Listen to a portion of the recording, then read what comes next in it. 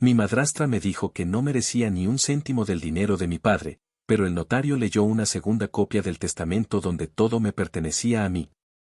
Mi papá no era perfecto, ni de lejos. Tenía ese tipo de carácter fuerte que muchos confunden con orgullo, cuando en realidad lo que escondía era una forma muy particular de protegerse. No era de esos que dicen te amo con facilidad, ni de los que se sientan a hablar de sentimientos, pero lo demostraba de otras formas, arreglando el carro cuando escuchaba que algo sonaba raro. Dejando sobres con billetes de 20 entre las páginas de mis libros favoritos, o llevándome a desayunar los domingos sin decir que lo hacía porque me extrañaba, sino porque le sobraba hambre y no le gustaba comer solo. A su manera, me quiso como supo, y yo aprendí a leer su afecto en los gestos que otros podrían pasar por alto. Cuando conoció a mi madrastra, yo ya tenía 18 y él estaba pasando por esa etapa que muchos hombres atraviesan cuando se les mezcla la jubilación con la necesidad de sentirse útiles. Ella era mucho más joven, bastante más vivaz que él, y aunque nunca lo dije en voz alta, desde el primer día sentí que su sonrisa no era tan sincera como quería aparentar. Había algo en su forma de mirar a los demás, como evaluando cuánto podía sacarles.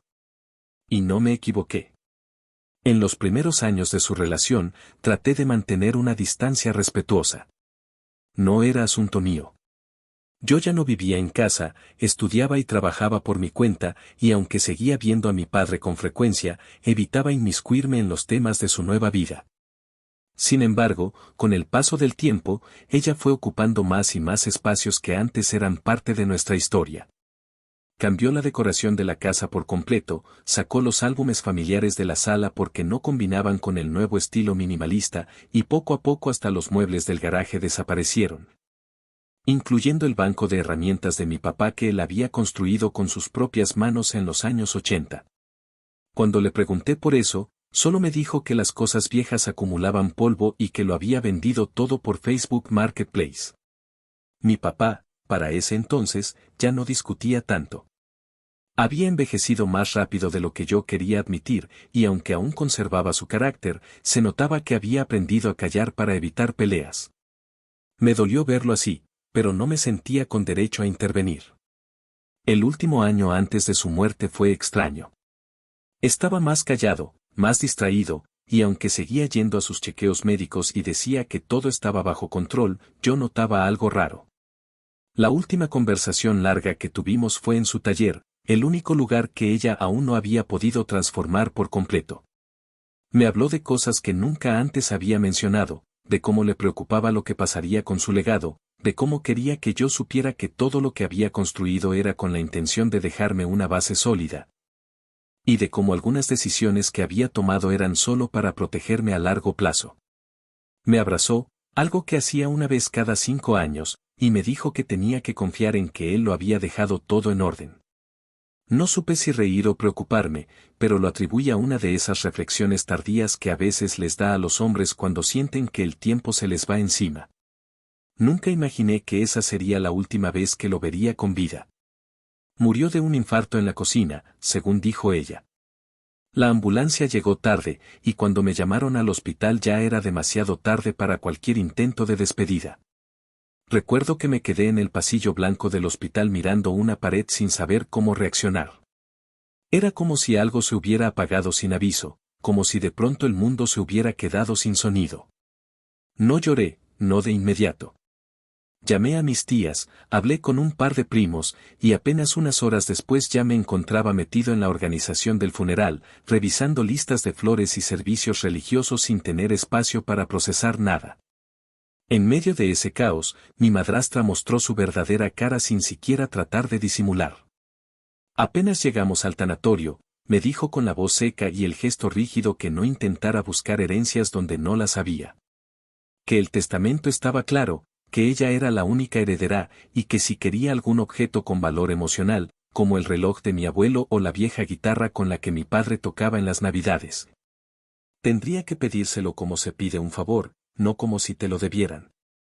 Las palabras me golpearon más fuerte que la noticia de su muerte. Me limité a sentir y a mirarla como si no la estuviera escuchando. Por dentro, algo en mí ya sabía que esa mujer no se saldría con la suya. Mi papá no habría dejado todo en manos de alguien así, y menos después de las cosas que me dijo en nuestra última conversación. No reaccioné. No le respondí. Solo tomé nota mental de cada palabra que usó y del tono condescendiente que empleó. Me senté en una banca del jardín del tanatorio mientras los demás entraban al salón de velación y, mientras sostenía un vaso de café que no recordaba haber pedido. Empecé a repasar cada conversación con mi papá de los últimos años. Algo no encajaba. Ella estaba demasiado confiada, como si supiera que nadie podía desmentirla. Pero lo que no sabía es que mi papá era el tipo de hombre que siempre dejaba una copia de seguridad, una llave de repuesto, un plan B por si acaso. Y ese por si acaso se convirtió en mi punto de partida para empezar a desenterrar la verdad. No sabía aún dónde estaba escondida, pero si algo tenía claro en ese momento, era que no me iba a quedar de brazos cruzados viendo cómo me quitaban todo lo que mi padre había construido para nosotros. Actualización 1. Pasaron algunos días después del funeral, días que sentí como un limbo, todo parecía seguir en movimiento, pero yo estaba atrapado entre el dolor y la indignación. Mientras mi madrastra caminaba por la casa con pasos de dueña absoluta, dando órdenes a los empleados de limpieza, sacando bolsas negras llenas de ropa y clasificando papeles frente a mí como si yo fuera invisible. Yo mantenía la calma. Ella asumió que su interpretación del testamento era la única versión posible y no dudó en repetirlo frente a cualquiera que la escuchara. A mis tías les dijo que ya se había resuelto todo legalmente, a los vecinos les comentó que mi esposo me lo dejó todo por confianza, y cuando un primo se atrevió a preguntarme si yo iba a recibir al menos el taller de papá, ella intervino con voz melosa para responder, él sabe que eso ya no está en sus manos. Yo no contestaba. Observaba. Registraba. Porque mientras ella hablaba de certezas, yo recordaba cada advertencia velada de mi padre y me aferraba a un presentimiento que no podía explicar del todo, pero que me decía que aún no estaba todo dicho. Una tarde, mientras ella salía a una reunión importante, que, según sus redes sociales, terminó siendo una cena con dos amigas en un restaurante bastante caro, aproveché para ir al estudio que solía ser de mi padre. Lo había convertido en un cuarto de meditación, lleno de velas, piedras aromáticas, una alfombra con símbolos hindúes que dudo mucho que entendiera, y varias fotos de ella misma haciendo poses de yoga. Me costó contener la rabia al ver lo que había hecho con el único lugar que él había conservado intacto hasta el final. Sin embargo, en lugar de dejarme llevar por el impulso de tirar todo al suelo, me puse a buscar. No sabía exactamente qué, pero algo me decía que si mi padre había dejado un plan alterno, no lo habría confiado solo al notario. Revisé los cajones del escritorio, el archivador, incluso el falso fondo del estante donde solía esconder los regalos de Navidad cuando yo era niño. Pero no había nada. Estaba a punto de rendirme cuando recordé una conversación que tuvimos unos meses antes, en la que él me preguntó si aún tenía cuenta en Chase Bank. En ese momento no entendí por qué lo decía. Pensé que simplemente estaba comparando servicios financieros como solía hacer cada tanto. Pero ahora, con la mente un poco más clara, cobró sentido. Fui directo a mi correo electrónico, busqué su nombre en los mensajes y encontré un recibo escaneado de una caja de seguridad en la sucursal de Chase de Lake Forest, a la que él nunca iba. Era una cuenta nueva, abierta a su nombre, sin vínculo con el negocio familiar ni con la casa. Sentí un escalofrío en la espalda. Llamé a la sucursal, pedí hablar con el gerente y expliqué la situación. No les dije que mi madrastra se había autoproclamado heredera, les hablé como hijo preocupado que buscaba entender si su padre había dejado algo importante antes de fallecer. La cita fue 2 días después. Me presenté con el acta de defunción, mi identificación y los papeles que acreditaban mi vínculo familiar. Tardaron más de 1 hora en verificar todo. El gerente, una mujer de unos 50 años llamada Laura, me hizo pasar a una sala privada y me entregó una caja metálica mediana, cerrada con una combinación que, según me explicó, solo se podía desbloquear con la clave que mi padre había dejado por escrito en la oficina central. Mientras esperábamos que les autorizaran abrirla, Laura me preguntó si sospechaba qué contenía. Le respondí que no lo sabía, pero que tenía el presentimiento de que era importante. Cuando por fin se abrió la caja, dentro había una carpeta negra con una sola etiqueta que decía para mi hijo. No había adornos, ni notas sentimentales, ni explicaciones innecesarias. Solo un sobre grueso, sellado y notariado, con copias de un Nuevo Testamento fechado casi un año antes de su muerte, mucho después del supuesto testamento que mi madrastra había mencionado. El documento, validado con firma, huella, y el nombre de un notario independiente, me dejaba absolutamente todo a mí, la casa, el taller, las acciones del negocio familiar y hasta una cuenta de ahorro secundaria que yo ni siquiera conocía. A mi madrastra solo le dejaba un fondo específico, con una cláusula que lo restringía únicamente si ella no contraía matrimonio ni cometía actos fraudulentos con bienes familiares. La frase era tan directa que casi me reí. A ella, que caminaba por la casa como reina, le dejaba un cheque condicionado por su comportamiento. Me senté ahí mismo, frente a la caja abierta, sintiendo que mi papá acababa de hablarme desde el otro lado con una claridad que rompía cualquier mentira. No lloré, pero mis manos temblaban tanto que Laura tuvo que ofrecerme un vaso de agua. Me preguntó si estaba bien y le dije que sí, pero que esto iba a cambiarlo todo. Ella sintió con esa expresión que usan las personas que han visto dramas familiares una y otra vez. Me llevé el sobre, firmé los documentos de recepción y salí de esa oficina con una seguridad renovada. No solo no había perdido lo que mi padre me había prometido, sino que ahora tenía las pruebas para desenmascarar la farsa en la que ella había estado bailando desde que él cerró los ojos. Y aunque sabía que el camino no iba a ser fácil, también sabía que la tormenta que se avecinaba no me iba a encontrar con las manos vacías. Actualización 2. Pasaron apenas un par de semanas entre mi visita a la caja de seguridad y el día en que decidí actuar formalmente. No fue una decisión impulsiva ni tomada en medio de la rabia, al contrario, fue calculada.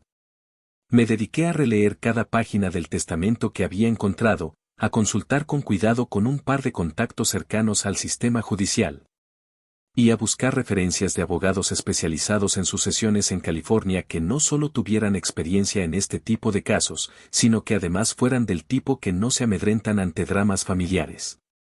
No me bastaba con tener la razón, necesitaba a alguien que supiera cómo hacerla valer en un sistema que, a veces, castiga al que se mueve con emociones en vez de evidencia. Me recomendaron a una abogada llamada Vivian, una mujer de mediana edad con una voz firme, una mirada que parecía capaz de leer intenciones antes de que las pronunciaras, y una reputación de ser implacable en el estrado. Fue la misma que ayudó a un amigo mío en un caso de partición de bienes bastante complejo tras un divorcio, y desde la primera reunión supe que era la indicada. Me reuní con ella en su despacho de Santa Ana. Le llevé la carpeta completa con el testamento notariado, los documentos de la caja de seguridad, los registros de la cuenta y el acta de defunción de mi padre. Escuchó sin interrumpirme durante más de media hora mientras le contaba todo desde el funeral hasta la actitud de mi madrastra en los días posteriores. Cuando terminé, ella tomó una pausa y me dijo con total serenidad que lo que teníamos era suficiente para solicitar la apertura de una sucesión formal y presentar el testamento como el válido. Me explicó que, aunque mi madrastra ya había hecho algunas afirmaciones públicas, nada de eso tenía peso legal hasta que se hiciera la lectura oficial del testamento ante un notario designado por el Tribunal de Sucesiones. Fue en ese momento que entendí que ella había estado actuando como si ya todo fuera suyo, pero no había iniciado ningún trámite legítimo. Básicamente, se había apropiado de la narrativa porque asumía que nadie se atrevería a contradecirla. Y ahí es donde entré yo. La solicitud la presentamos esa misma semana. Un juez del condado de Orange aprobó la designación de notario y estableció una fecha para la lectura de testamento en presencia de ambas partes. Yo me encargué personalmente de notificar a mi madrastra, que al principio creyó que era una invitación informal. Me llamó confundida y, con esa voz falsa que usaba cuando intentaba sonar amable, me dijo que no entendía para qué todo eso, si ya sabíamos cómo eran las cosas. Me limité a decirle que el juez había pedido la presencia de todos los posibles herederos y que era un requisito legal. Su tono cambió en el acto. Me soltó un esto no es necesario, ya hablamos de esto y cuando insistí en que no era yo quien lo pedía sino el tribunal, colgó sin despedirse. Fue la primera señal de que algo dentro de ella empezaba a desmoronarse. El día de la lectura llegamos a una sala pequeña dentro del edificio del tribunal. Mi abogada y yo llegamos primero, puntuales, como corresponde cuando uno no tiene nada que esconder. Ella llegó 20 minutos tarde, vestida como para una cita en un hotel boutique, con gafas oscuras, una carpeta de cuero rojo bajo el brazo y un gesto ensayado de viuda dolida. Cuando el notario abrió los documentos, lo hizo con 2 sobres lacrados. El primero era el testamento que ella había presentado, uno fechado hace casi 3 años, firmado solo por un notario que, según investigaciones preliminares de Vivian, resultaba ser el esposo de una de las mejores amigas de mi madrastra. Ya desde ahí, todo olía a manipulación. El notario lo leyó sin interrumpirse. Según ese documento, ella era la heredera universal, yo recibía un fondo simbólico, y todo el resto de propiedades y cuentas quedaban bajo su administración directa. Mientras leía, mi madrastra asentía con los ojos entrecerrados, como si ya estuviera disfrutando su victoria. Pero luego el notario abrió el segundo sobre, el que habíamos presentado con Vivian. Ahí las cosas cambiaron por completo. En cuanto mencionó la nueva fecha, más reciente que la del otro testamento, los hombros de mi madrastra se tensaron. Cuando leyó en voz alta que se revocaban todos los testamentos anteriores, ella se removió en su asiento. Y cuando se anunció que yo era el heredero único de todas las propiedades, activos, cuentas y derechos sobre el negocio familiar, ella soltó un «eso es mentira», tan abrupto que el notario levantó la mirada. La sala se quedó en silencio. Yo no dije nada. Vivian se limitó a tomar nota. El notario terminó de leer el documento y explicó que, ante la existencia de 2 versiones del testamento, sería el tribunal quien decidiría cuál era legalmente válido, basándose en autenticidad, fecha y condiciones de firma. Y ahí fue cuando mi madrastra perdió la compostura. Se levantó de su asiento, miró al notario, a mí, a mi abogada, y exclamó con voz casi temblorosa que todo eso era una farsa, que ese papel seguramente lo había redactado yo mismo, que ese viejo, refiriéndose a mi padre, sin el menor pudor, ya no sabía lo que hacía, que lo habíamos manipulado, que todo era una conspiración. El notario la detuvo con calma, le explicó que sus acusaciones serían registradas en acta, pero que los documentos en cuestión contaban con sellos, fechas verificadas, registros digitales y elementos de autenticación que no podían ser desestimados solo por su palabra. El juez, que supervisaba el proceso desde otra sala por videollamada, ordenó una semana de plazo para que ambas partes presentaran pruebas de autenticidad y se hiciera una audiencia de validación. Salimos de allí sin palabras, pero mientras ella se alejaba murmurando que esto no se iba a quedar así, yo supe que el principio del fin acababa de comenzar. No necesitaba gritar, no necesitaba explicarme. La verdad estaba escrita con tinta indeleble y firmada con la voluntad de un hombre que, incluso después de muerto, supo cómo protegerme de quienes solo fingieron quererlo por interés. Actualización 3. Habían pasado apenas 5 días desde aquella lectura pública del testamento y ya era evidente que mi madrastra estaba en modo pánico. Lo supe no solo por cómo me miraba cuando coincidíamos brevemente, porque seguía instalada en la casa mientras el proceso de validación legal se resolvía, sino también por cómo empezó a aparecer en redes sociales, en llamadas a familiares lejanos, e incluso en mensajes de voz a conocidos comunes, repitiendo una narrativa victimista en la que yo era un hijo desagradecido, manipulador y hasta ambicioso como la madre. Según una nota de voz que me reenvió una prima. Fue entonces cuando entendí que ya no estaba luchando solo contra una mujer que quería quedarse con bienes materiales, sino contra alguien que sabía que estaba perdiendo el control y trataba de aferrarse a la única herramienta que aún tenía, la opinión pública dentro de la familia. Y aunque al principio me dolió escucharla denigrar de mi madre muerta, con ese tono tan bajo y despreciable, pronto comprendí que no podía caer en la trampa emocional que ella misma estaba tendiendo. Yo no tenía que defenderme frente a rumores, tenía que demostrar la verdad con documentos, con hechos, con registros claros. Vivian fue contundente desde el inicio: si queríamos cerrar esta historia, necesitábamos más que el testamento. Ella se puso en contacto con el notario que lo había firmado, un hombre mayor pero aún en funciones, que recordaba perfectamente la cita con mi padre. Había grabado el encuentro, tenía archivado el formulario con la copia de su identificación, las huellas dactilares y hasta una serie de preguntas que le hizo ese día para constatar que estaba en pleno uso de sus facultades. Me dejó sin palabras ver cómo mi papá, siempre tan reservado, había sido tan meticuloso.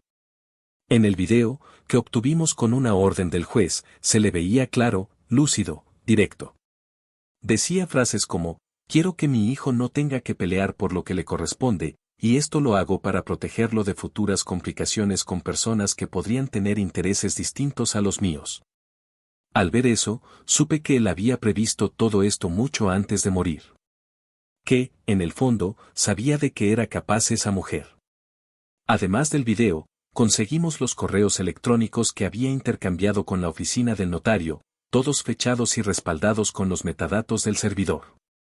Cada mensaje correspondía con la fecha que aparecía en el documento, y los recibos de pago coincidían con las transferencias hechas desde su cuenta personal, que también figuraba a mi nombre como heredero. Todo encajaba. Todo tenía sentido. Mientras tanto, la abogada de mi madrastra, una mujer que se anunciaba por televisión en programas de justicia barata y que evidentemente no estaba preparada para un caso de esta magnitud, empezó a tambalearse. Nos llegó una petición informal para llegar a un acuerdo extrajudicial que nos negamos incluso a responder. Fue entonces cuando su estrategia dio un giro patético, empezó a alegar que mi padre estaba bajo presión emocional, que tal vez yo lo había influenciado para cambiar su voluntad, que todo esto era muy conveniente para mí. Pero en el expediente no había rastro de ninguna denuncia previa, ninguna señal de que mi papá estuviera en un estado vulnerable, ni mucho menos pruebas de coacción. Todo lo contrario, los registros mostraban que él había actuado de manera deliberada, con calma, con plena conciencia de lo que hacía. Y eso le daba un peso enorme ante el tribunal. La audiencia de validación se llevó a cabo en una sala pequeña del edificio judicial, con un juez titular que, desde el primer momento, dejó claro que quería objetividad, cero dramatismos y evidencias concretas. Se leyeron ambos testamentos, se contrastaron fechas, se revisaron los datos de los notarios involucrados y se expusieron las pruebas audiovisuales.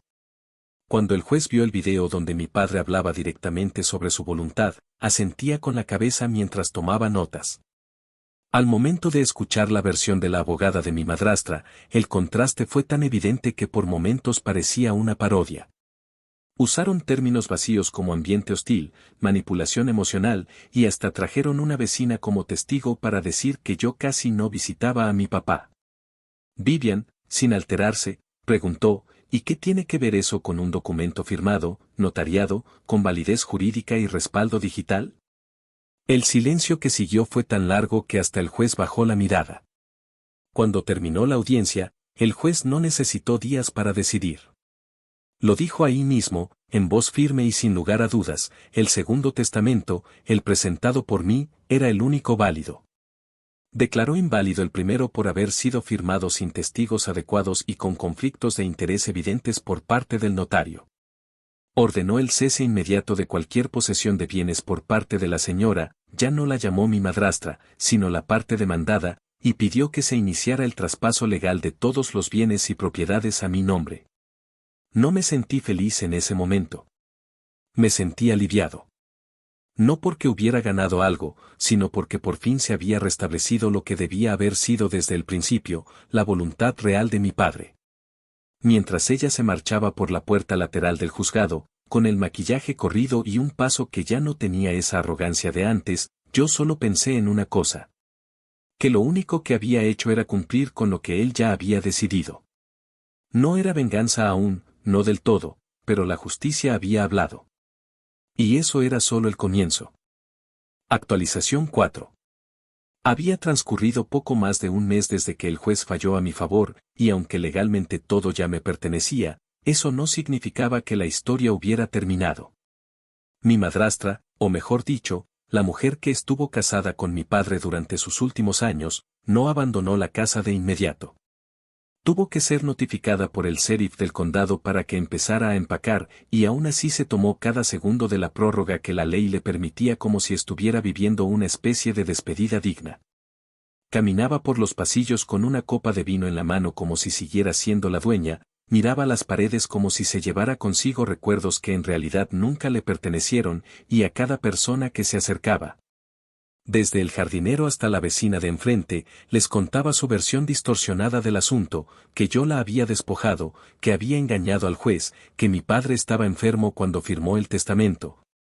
Que todo era una traición orquestada para dejarla sin nada. Yo, mientras tanto, no cruzaba una sola palabra con ella.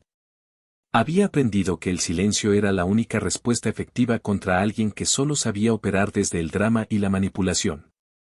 El día que por fin se fue, lo hizo con una camioneta de mudanza donde apenas cabían un par de muebles, algunas cajas que supuse llenas de ropa y objetos personales, y un espejo enorme que siempre colgó en el vestíbulo y que, según ella, era una herencia de su abuela. Me pareció irónico que se llevara justo eso, un objeto que refleja una imagen, aunque esa imagen nunca haya sido real. No le pedí explicaciones ni le pregunté a dónde iba. Firmé el inventario, verifiqué que no se llevara nada de valor patrimonial y me limité a esperar a que cerrara la puerta. Cuando finalmente lo hizo, me quedé solo en el centro de la sala, rodeado de paredes que ya no olían a ella ni a su perfume caro, ni a su falsa risa, ni a ese control silencioso que ejerció durante años. Y entonces, por primera vez desde que murió mi padre, sentí que la casa volvía a ser nuestra. No mía, nuestra. Como si de alguna manera él también hubiera estado esperando que por fin se limpiara el aire de mentiras. Pero aún quedaban asuntos por resolver. Uno de los primeros días que regresé a revisar el escritorio de mi padre con calma, me topé con varias carpetas de estados de cuenta que ella había intentado desaparecer. Algunas estaban en el fondo de un archivador escondido detrás de una caja con revistas viejas. Allí encontré algo que no esperaba: registros bancarios del negocio familiar, una pequeña empresa de suministros eléctricos que mi papá había fundado en los 80, donde aparecían movimientos sospechosos. En concreto, retiros en efectivo por montos elevados en fechas que coincidían con viajes a Las Vegas, cenas en hoteles de lujo y compras en tiendas de ropa de diseñador. Esos gastos no estaban a nombre de mi padre. Algunos se habían hecho con tarjetas secundarias, otras con cheques firmados por ella, gracias a un poder notarial que él le había otorgado un año antes. Probablemente sin imaginar que lo usaría para vaciar cuentas como quien raspa un plato ajeno. La gota que colmó el vaso fue encontrar una transferencia de más de $9,000 hecha a nombre de un tal Marco J., con el concepto asesoría de imagen. Algo que no solo sonaba ridículo sino que nunca fue parte de ningún gasto aprobado por la empresa. No me lo pensé dos veces. Llevé esos documentos a Vivian, y ella, sin decir palabra, ya estaba redactando la denuncia. En paralelo, notificamos al IRS sobre movimientos financieros sospechosos dentro del negocio. La respuesta fue más rápida de lo que esperaba. En menos de 2 semanas, la señora recibió una carta oficial donde se le informaba que estaba bajo investigación por uso indebido de fondos comerciales, evasión de impuestos y posible fraude fiscal. Lo supe porque fue directamente a dejarle una copia al buzón de la casa de su hermana, la misma que le había prestado un sofá donde quedarse, y un conocido del vecindario me avisó que la habían visto llorando en el porche. Aparentemente, no había contemplado que su racha de impunidad pudiera tener consecuencias reales. Hasta entonces había vivido como si la vida funcionara con base en lástima, como si siempre pudiera torcer los hechos a punta de teatro, pero la ley no tiene paciencia para los discursos sentimentales cuando hay cifras, cheques y transferencias firmadas. Mientras ella se revolcaba en el inicio de su calvario legal, yo decidí dedicarme a algo más simbólico pero igual de importante: devolverle a la casa su historia. Empecé por el taller de mi padre, que había estado prácticamente desmantelado. Mandé a reconstruir el banco de herramientas, traje de vuelta la sierra de mesa que ella había vendido por internet, la encontré en un marketplace y pagué el doble por recuperarla. Y volví a colgar las fotos viejas que habían estado escondidas en un cajón. Restauré el mueble donde él guardaba sus planos, recuperé los vinilos que ponía mientras trabajaba y volví a conectar la vieja radio que solo sintonizaba jazz. No lo hacía por nostalgia barata, lo hacía como una forma de recuperar algo que nunca debió haber sido tocado. La casa ya no era solo un bien que había recuperado, era un campo de memoria, y reconstruirla era también reconstruirme a mí mismo. La cereza del pastel, sin embargo, llegó unas semanas después, cuando un periodista local, que cubría historias de interés comunitario, se enteró por medio de un amigo en común de que yo había hecho una donación significativa a la Asociación de Veteranos de Orange County en nombre de mi padre. No era una acción calculada para ganar visibilidad, pero terminó sirviendo como un golpe de efecto involuntario. La nota apareció en la edición dominical, con una foto mía entregando el cheque y una pequeña mención a mi papá como empresario local de larga trayectoria que dejó un legado de compromiso con la comunidad. A los 2 días, el post estaba circulando en el Facebook de medio vecindario, incluyendo entre los comentarios varios mensajes que hacían alusión a lo mal que había actuado cierta persona que no merece ser nombrada. Me los reenviaron algunos familiares que hasta hace poco no sabían qué lado tomar, y uno incluso me escribió para pedirme disculpas por haber creído la versión de ella. Ese día confirmé que la verdadera venganza no siempre se grita ni se lanza en público. A veces solo hay que dejar que la verdad respire, que la legalidad haga su trabajo y que el peso de los actos hable más fuerte que cualquier discurso. Ella había querido quedarse con todo, pero lo que nunca pudo imaginar es que lo más valioso, la memoria, la historia, la dignidad, no se puede falsificar con firmas prestadas ni se puede sostener con excusas. El juego había cambiado. Y ella apenas estaba empezando a pagar la factura. Actualización 5. Para cuando llegó la notificación oficial del IRS con la fecha límite para subsanar las irregularidades fiscales, ya nada en la vida de mi madrastra era como antes. Las visitas sociales que antes tanto le gustaban se habían reducido a salidas discretas a pie para evitar que la vieran bajarse de un carro prestado. Ya no publicaba fotos en restaurantes de lujo, ni subía historias de sus tardes de vino blanco y manicure francés. Se le acabaron las amigas que le reían las mentiras, y por lo que pude saber a través de conocidos comunes, su prioridad había pasado a ser la supervivencia financiera. Su nombre, que antes estaba asociado con eventos benéficos locales y con el negocio de estilo de vida y diseño que intentó levantar con plata de mi papá, ahora estaba ligado a un proceso de investigación abierto que le impedía acceder a cuentas que habían sido congeladas hasta nuevo aviso. Fue allí donde comenzó la verdadera caída. La auditoría reveló lo que ya intuíamos, más de $30,000 en gastos personales disfrazados de operaciones de negocio. Comprobantes de cenas con facturas abultadas, tickets de spa en hoteles de 4 estrellas, vuelos a Nevada y Arizona sin justificación, joyas cargadas como material promocional y hasta pagos por asesorías inexistentes. Todo eso había sido financiado desde la empresa que, legalmente, ya no tenía ningún vínculo con ella. Y lo peor para ella era que no podía negar esos movimientos porque estaban firmados con su nombre o con su clave de acceso digital, asociada directamente a su correo electrónico. Al parecer, durante mucho tiempo actuó como si el dinero que administraba fuera una especie de pozo sin fondo. Lo que nunca imaginó fue que el pozo tenía dueños y que, eventualmente, todo ese gasto descontrolado tendría consecuencias. La sanción fue contundente, una multa de más de $20,000, la prohibición temporal de participar como representante en cualquier actividad comercial registrada en el estado y, además, una notificación de que si no pagaba la totalidad de lo adeudado antes del plazo estipulado, podrían iniciarse acciones judiciales por fraude tributario. Eso, en palabras simples, significaba que si no conseguía el dinero en menos de 90 días, no solo se arriesgaba a embargos, sino que podía enfrentar cargos formales que afectarían su historial financiero de por vida. El castillo de apariencias que había construido durante años se desplomaba, y no lentamente, sino con el estruendo de una estructura hueca que colapsa en cuanto le quitan la fachada. Intentó vender el Lexus que había sido su orgullo, ese mismo vehículo que usaba para llegar a las reuniones familiares como si fuera la reina de algún imperio que nunca existió, pero el mercado no estaba a su favor. Y el auto, que ya tenía varios años, no alcanzaba ni de lejos el valor que necesitaba. También intentó vender un anillo de diamantes que supuestamente era de su familia, pero que en realidad había sido un regalo de mi padre en su segundo aniversario. Lo publicó en una plataforma local y luego bajó la publicación, cegaramente porque nadie ofreció lo que esperaba.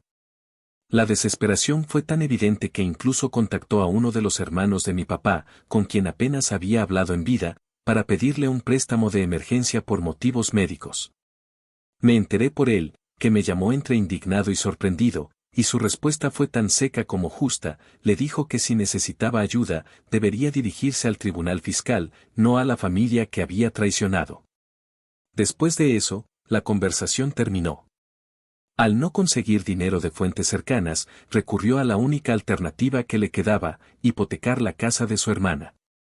Me consta porque la hermana, que hasta entonces la había defendido a capa y espada, se apareció una tarde en la casa, la que ahora era legalmente mía, con una actitud que oscilaba entre el reproche y la vergüenza.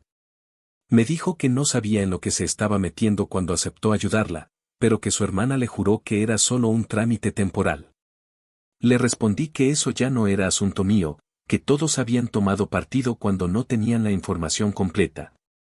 Y que ahora solo estaban enfrentando las consecuencias de haber confiado en quien solo sabía actuar con máscaras. No dijo nada más. Se marchó sin mirar atrás. Finalmente, llegó el día de la ejecución de embargo.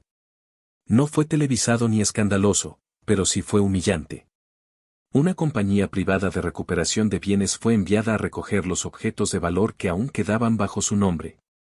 El personal, discreto pero eficiente, hizo un inventario de las pertenencias que ella había registrado como parte de su actividad económica, incluyendo mobiliario que había sido comprado para su fallido negocio de asesoría de imagen. Cada lámpara, cada silla, cada pieza decorativa que usó como símbolo de estatus fue embalada y retirada como evidencia de fraude. Lo que me pareció más simbólico fue que, entre los objetos embargados, estaba un cuadro con una frase cursi que colgaba sobre su antiguo escritorio: la vida te da lo que mereces. Supongo que nunca pensó que alguna vez esa frase le haría tanto daño.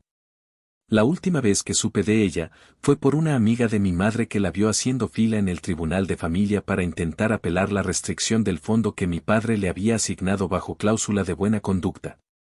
Según esa fuente, trató de convencer al juez de que sus problemas financieros eran producto de la guerra legal que yo había emprendido en su contra, y que necesitaba acceder al fondo por razones humanitarias. El juez, sin pestañear, le recordó que el fondo era condicionado, y que, según el acta notarial, el mal uso de los recursos familiares invalidaba su derecho al mismo. Así que no solo perdió los bienes, el acceso al negocio y las comodidades, sino que también quedó fuera del último recurso económico que creía tener asegurado. Ya no quedaba nada de la mujer segura, altanera y arrogante que en el funeral de mi padre me dijo con una sonrisa torcida que yo no vería ni un céntimo. Lo único que le quedaba ahora era enfrentarse al reflejo de lo que realmente era, una oportunista sin respaldo, sin recursos y sin reputación. El sistema que ella creyó dominar acabó por aplastarla, no por venganza directa, sino por el simple peso de la verdad legal que ella misma quiso ignorar. Actualización final. Un año después de haber encontrado aquella carpeta sellada en la caja de seguridad del banco, las cosas por fin comenzaron a sentirse estables, aunque no podría decir que todo volvió a ser como antes. No se puede regresar al punto de origen después de ver cómo la gente que se supone debía cuidar lo que amas termina siendo precisamente la que lo traiciona. Pero sí puedo decir que ese año, aunque drenante y lleno de obstáculos, fue también una especie de purificación.